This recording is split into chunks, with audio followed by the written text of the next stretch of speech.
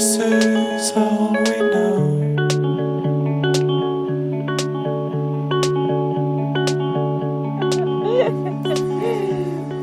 Je m'appelle Céline, j'habite ici au Corty de Poney et voilà, j'accueille en woofing.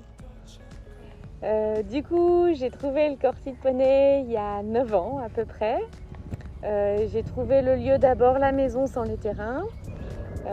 Voilà, c'est un village que je connaissais déjà parce que je suis née pas loin.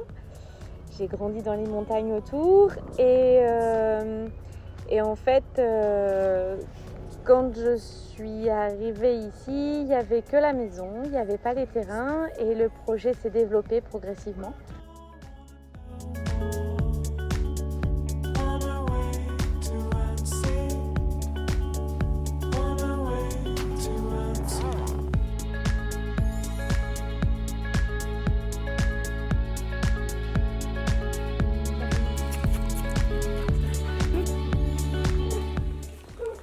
Donc là, s'il y a besoin, c'est tout le matériel pour les chevaux. Oh, waouh! Moi c'est Vincent, je viens de Châteauroux et aujourd'hui je suis chez Céline en train de faire du woofing en Savoie, à côté de Annecy. Et donc c'est la deuxième fois que je viens ici, chez Céline. Je suis venu l'année dernière en juin pour la première fois chez Céline. Et à la base, je devais rester 2 semaines chez elle et au final, je suis resté 1 mois tellement ça s'est bien passé. Et cette année, dès que j'ai eu l'opportunité d'y aller, je me suis dit go. Là, j'y suis allé tout seul. J'ai emmené mon chien avec moi et me voilà ici pour 2 semaines de woofing, donc à travailler chez Céline pour faire du jardinage, du bricolage et l'aider dans son projet.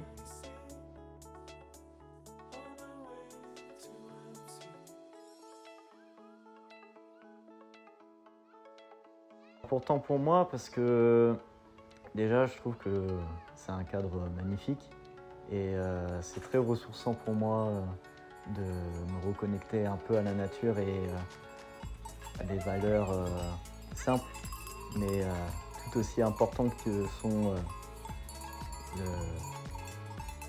la connexion avec la nature, avec les animaux, notamment avec les chèvres, les chats, les chiens. Et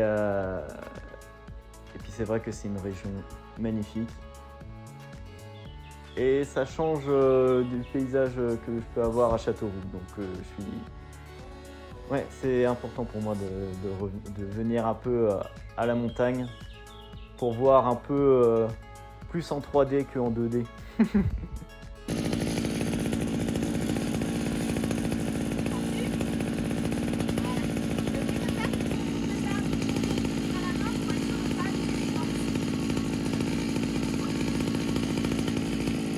Alors, le Corty de Poney, je l'ai appelé Corty de Poney, le lieu, parce que Corty, en patois savoyard, ça veut dire le jardin. Et Poney, c'est le nom du petit hameau où j'habite. Et pour moi, le Corty de Poney, c'est ça, c'est un jardin. C'est un jardin de vie, c'est un vrai projet de vie. C'est un rêve et tous les jours, je me pince quand je me lève en me disant « mais oui, j'y suis ». Donc là, il y a un gros travail dessus. C'est sûr que c'est un gros projet. Moi, j'ai des amis, ils me disent que je suis folle. Que je suis complètement folle. Tu connais l'expression devenir chèvre? En français, on dit devenir chèvre. C'est quand tu deviens fou, en fait. C'est quand il y a quelque chose qui te rend dingue. Quand tu as des chèvres, tu comprends pourquoi l'expression existe.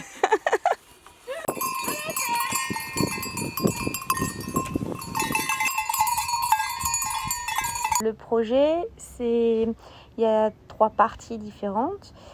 Déjà, il y a la partie accueil touristique. On a 3 gîtes pour accueillir les touristes.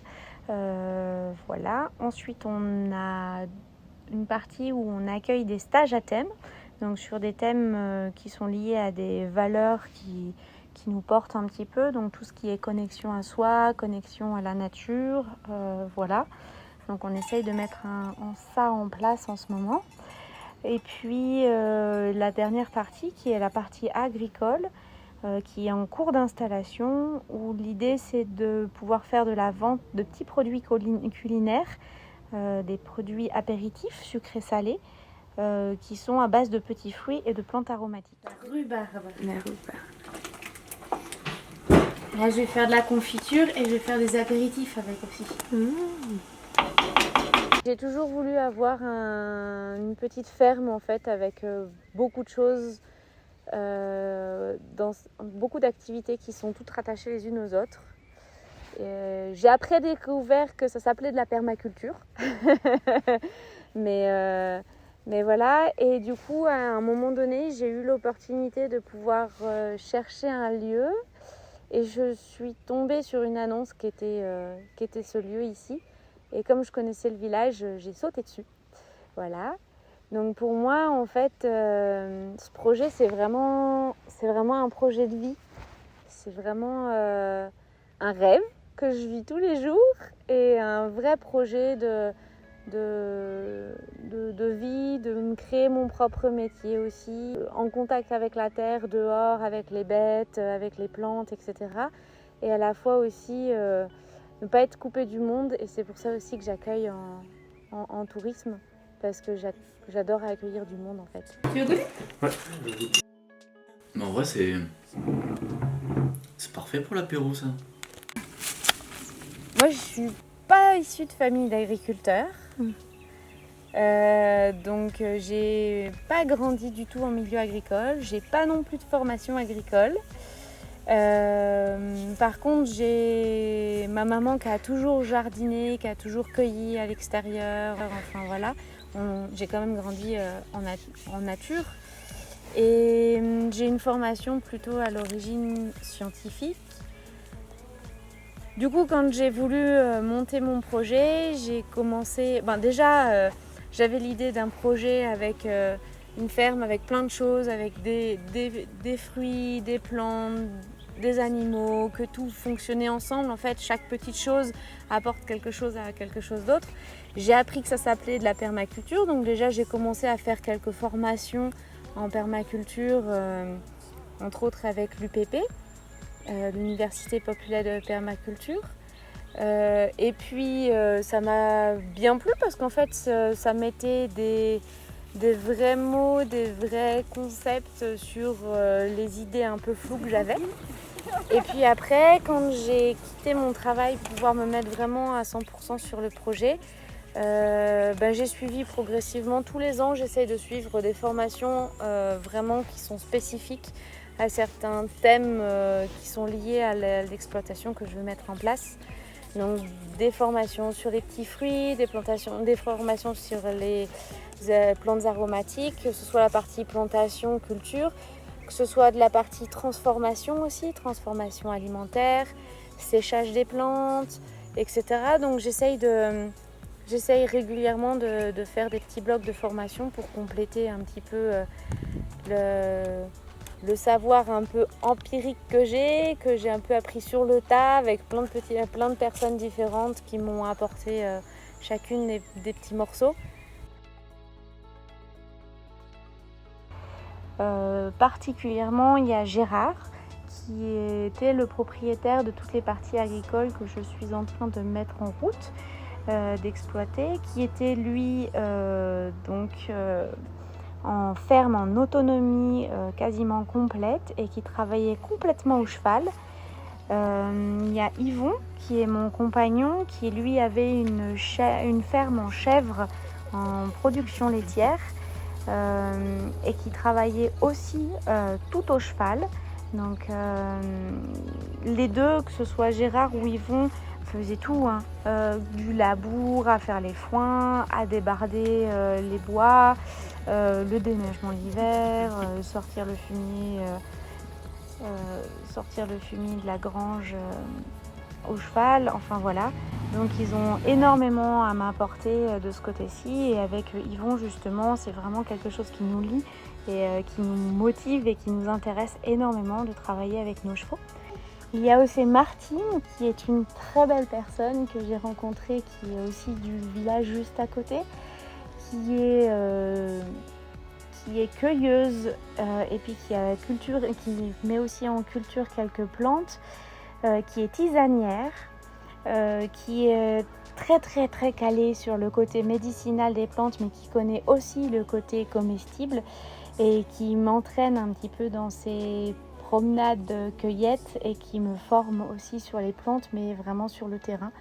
Et elle est très calée parce qu'elle était à la base pharmacienne et puis elle a fait l'école des plantes à Lyon, donc elle est passionnée par ça et c'est aussi une personne qui m'apporte beaucoup. Entre autres, dans les voisins, on a Antoine qui lui a beaucoup de choses à raconter, qui connaît énormément de choses sur beaucoup de domaines et beaucoup sur la nature et les écosystèmes. Et il a fait lui une maison avec l'énergie solaire. Il y a de ça un moment, il faudrait lui demander. Mais au départ, il n'y avait pas beaucoup de gens qui... Au moment où il l'a fait, c'était assez innovateur. Voilà. Et du coup, en ce moment, par exemple, on fait les foins avec lui. Donc chez lui, il y a une parcelle à faucher et on récupère les foins, nous, pour nos bêtes de notre côté. Quand on fauche ici, donc chez moi, le foin qui va être travaillé ici va servir pour les animaux de l'exploitation agricole de Céline, donc les chevaux et les chèvres qui aiment bien ce foin qu'on fauche un petit peu tard et qui est très riche en biodiversité puisque il est rempli de fleurs diverses et de graminées qui sont très bonnes pour les animaux de la ferme. On connaît bien Céline depuis qu'elle s'est installée dans le village, puisqu'on connaissait bien la personne qui habitait dans cette maison avant, qui lui a vendu. Et puis elle nous a présenté son projet avec les gîtes, avec les animaux. Voilà, donc on a trouvé que c'était un beau projet qu'on essaye d'accompagner. Voilà. Et puis cette année, donc, ici on fait les foins. Donc les foins, du fait du changement climatique, sont mûrs plus tôt que d'habitude. Ils sont très abondants et en fait il y a 2 pousses qui se suivent. Normalement, il y a une première pousse qu'on appelle le foin, et puis il y a une deuxième pousse qu'on va faire normalement une deuxième fois. Et voilà, et là, on fauche les 2 pousses en même temps, le foin et le regain. Donc c'est très épais, c'est très abondant, mais en même temps, c'est très riche de végétaux différents, à des maturités différentes qui sont bons pour des animaux de nature différente, qu'il s'agisse des chèvres qui vont produire un petit peu de lait, que les chevaux aussi, qui n'ont pas les mêmes exigences alimentaires. Je vais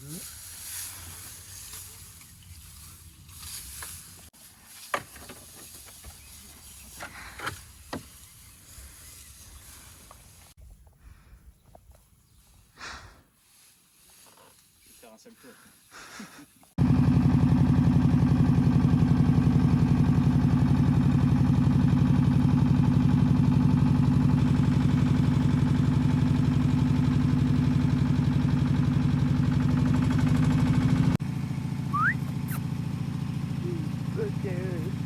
Biasa, mama suka, papa suka. Terus papa suka.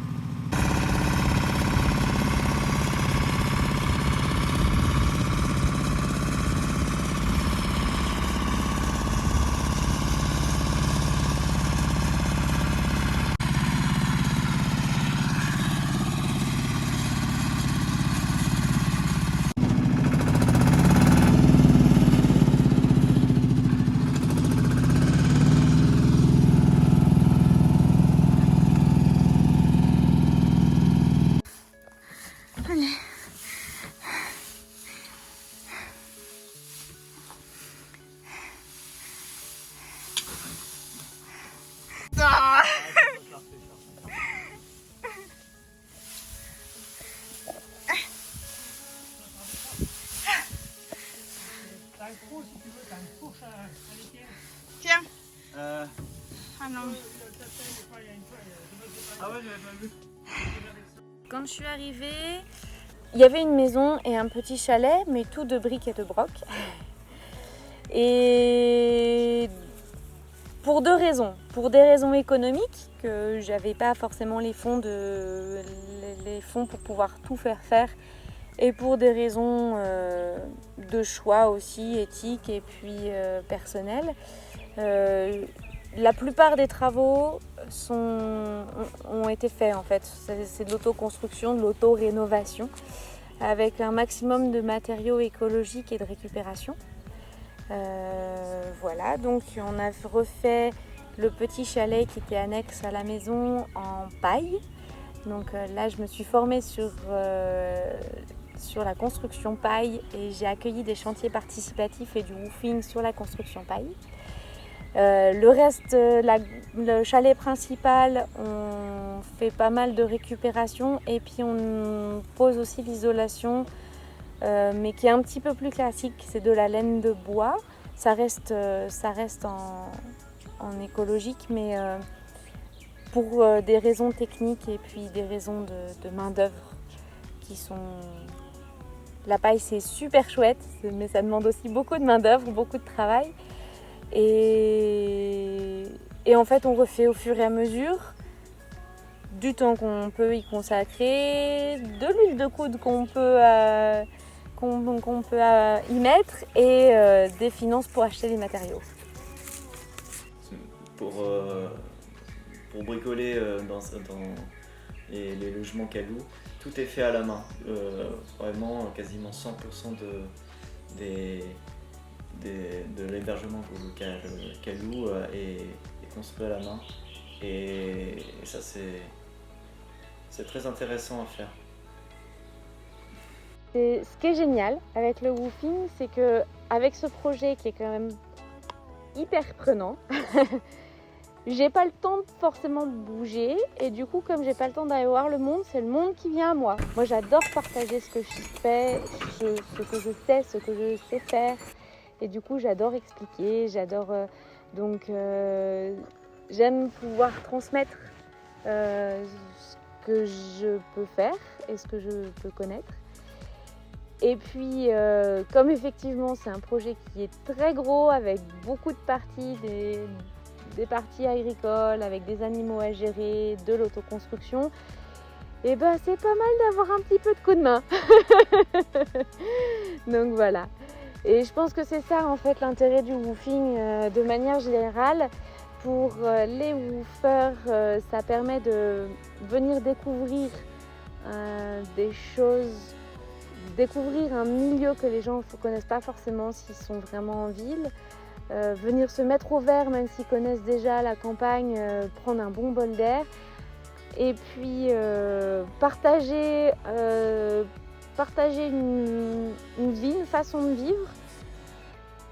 Donc ça pour les woofers, je pense que c'est le côté sympa et pour ceux qui accueillent, ça permet d'avoir un petit peu des têtes nouvelles, de sortir de son quotidien tout en avançant dans son quotidien et d'avoir un petit peu d'énergie extérieure pour aider à faire avancer le projet.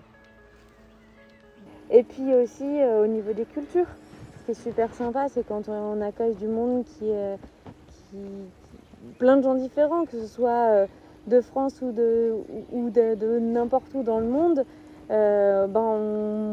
on est tous un peu différents et on a tous des façons de faire, des façons de vivre différentes et c'est ça qui est chouette à partager. C'est un peu comme une colocation en mouvance permanente. Et alors c'est parfois aussi très demandeur, mais c'est très riche. Ouais, Céline, elle est très à l'écoute de ses woofers et très pédagogue. Tout ce qu'elle nous explique, ça paraît si simple quand elle explique. Enlever les orties, il faut réussir à avoir tout le réseau. Et vraiment le problème, c'est que si tu laisses dans la terre juste ce morceau-là, ça redémarre. Elle rend trop bien comme ça. Oui. La petite poupette. Alors, la petite poupette, c'est parce qu'en fait, là, je me prête au jeu. Mais en vrai, je suis pas du tout à l'aise avec les photos et les vidéos.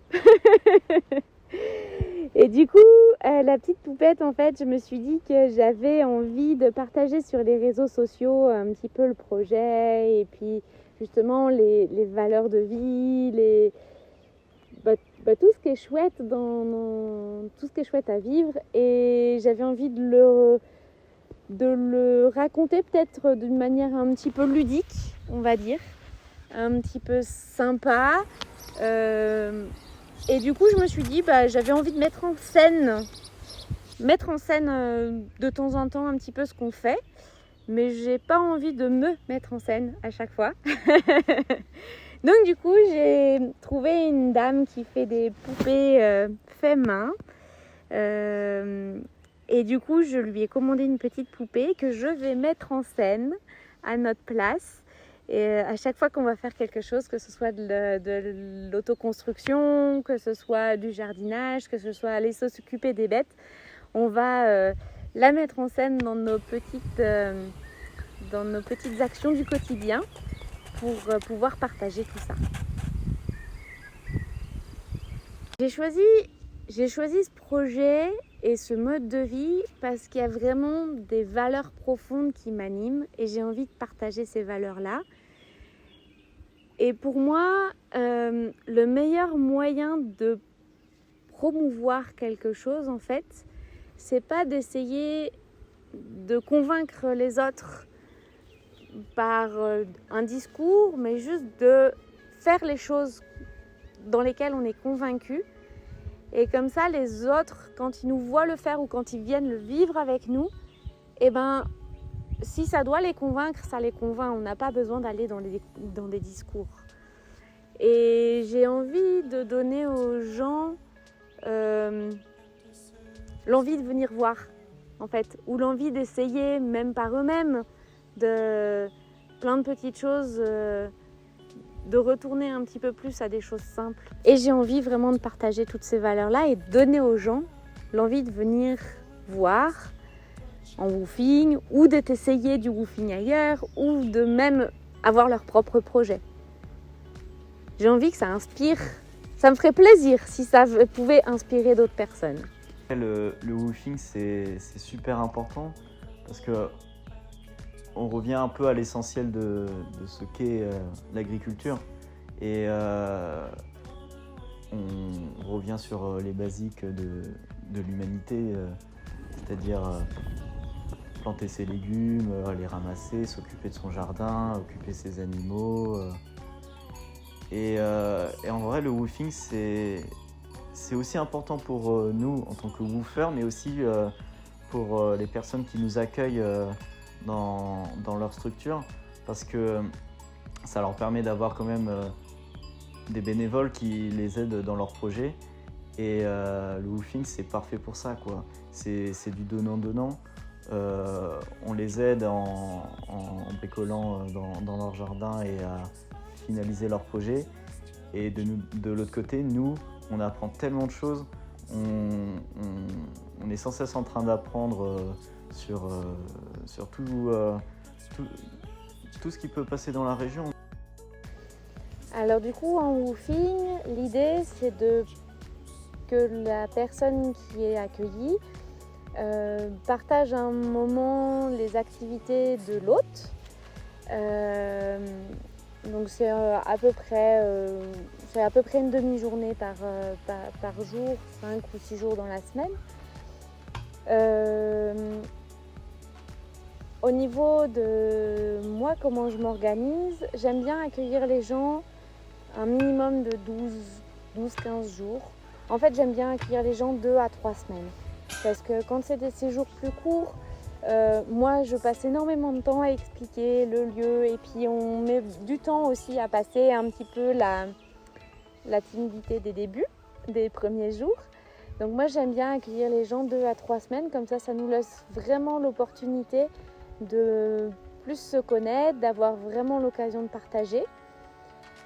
Au niveau des activités, c'est très variable parce que justement j'ai un lieu avec plein de petites choses et je suis pas du tout en mono-activité. Il y a des gens qui seront plus intéressés par les plantes, d'autres qui seront plus intéressés par les animaux. Donc j'ai quand même des urgences, particulièrement par rapport aux animaux. Quand il faut leur donner à manger, il faut leur donner à manger. Donc, mais j'essaye quand même d'orienter les activités qu'on a en fonction aussi des intérêts de la personne. Là par exemple en ce moment, on est en fin de printemps, début d'été. Et là on est en plein dans les parcs pour les animaux. Donc on défait, refait des parcs, on fait un peu des foins. On est aussi dans la mise en place du jardin pour qu'il donne un petit peu cet été. Voilà. Il y a des moments où je vais faire un petit peu plus de cueillette, il y a des moments où on va faire un petit peu plus de bricolage. Voilà. Après, de manière générale, pour le woofing, de manière générale, ça dépend vraiment de chaque lieu. Il y a des lieux qui vont vraiment être beaucoup plus orientés sur une activité précise, par exemple un maraîcher qui va accueillir. Si on a envie d'apprendre sur le potager et de connaître les besoins des plantes et de comprendre comment fonctionne un jardin maraîcher, c'est hyper intéressant d'aller faire du woofing chez un maraîcher. Ce qui est bien, c'est de prendre contact avec les hôtes et de vraiment prendre le temps de partager un petit peu par message, ou l'idéal c'est par téléphone, avant de s'engager, que ce soit pour la personne qui accueille ou la personne qui voyage, qui vient en woofing, pour pouvoir être sûr que les demandes de l'un et de l'autre soient compatibles.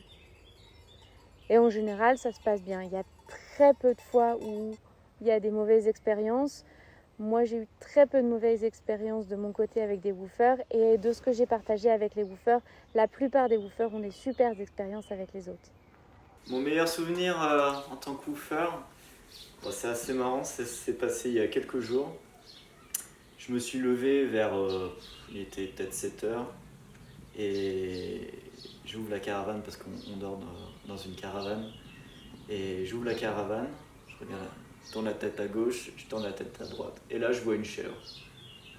La chèvre, elle s'était échappée de son enclos.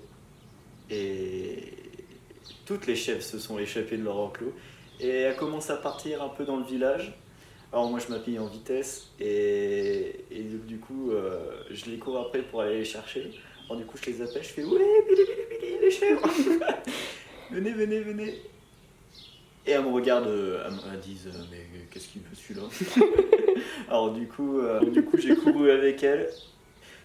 Du coup j'étais mort de rire parce que on était en train de descendre du col et je courais avec les chèvres. Et je dis mais qu'est-ce que je fais à 7h du matin en train de courir avec les chèvres en pleine descente. Et finalement ça s'est bien passé, j'ai tout mis les chèvres dans leur enclos, j'ai refermé et elles étaient en sécurité. Ouais, c'était assez marrant. Je compte bien refaire du woofing autre part même que chez Céline. Chez Céline, oui, je suis revenu, mais je voudrais bien en refaire ailleurs, justement pour découvrir différentes régions. Je trouve que c'est le meilleur moyen de découvrir une région en France, de séjourner chez l'habitant et de travailler avec lui et d'apprendre avec lui. Et ouais, je voudrais bien refaire du woofing. Ouais, je trouve que c'est la meilleure façon de visiter une région ou même un pays. Pourquoi pas en faire à l'étranger. Et c'est des super idées de vacances, quoi. On est chez l'habitant, nourri, logé. En fait, certes, c'est beaucoup de travail, mais je vis dans un tel cadre. J'ai quand même un bureau qui est pas dégueulasse. Il y a quand même pire comme bureau. Et en fait, j'ai créé mon boulot.